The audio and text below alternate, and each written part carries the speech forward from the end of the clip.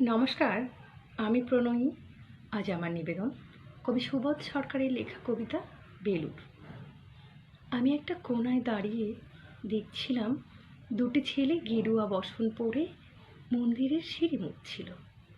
এত মন দিয়ে আমি কাউকে সিঁড়ি মুছতে দেখিনি, এত ভালোবাসা দিয়ে আমি কাউকে ধুলো তুলতে দেখিনি। সিঁড়ি নয়, যেন জননীর ত্বক থেকে ধুলো তুলছিল। এভাবে কেউ সিঁড়ি থেকে ধুলো মুছতে পারে এ আমি কোথাও দেখি। স্থিতপ্রজ্ঞ মহারাজকে জিজ্ঞাসা করলাম, এই ছেলে দুটি কে? মহারাজ মৃদু হেসে বললেন, একজন নিউক্লিয়ার ফিজিক্সট আর একজন IBM এর 6 লাখ টাকার চাকরি ছেড়ে এখানে এসেছে। সিঁড়ি ধুতে এসেছে। যে সিঁড়ি দিয়ে মানুষের উপরে ওঠে তা যেন পরিষ্কার হয়। মহারাজ চলে গেলেন। সন্ধ্যা নেমে আসছে গঙ্গায়, আমার ভিতরেও নামছে সন্ধ্যা।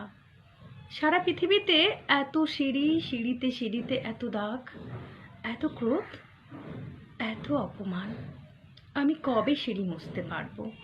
আরতি শুরু হওয়ার আগে মনে হলো, যে সিঁড়ি মুছতে পারে না সে কোনোদিনও মানুষের চোখের জল মুছতে পারবে না।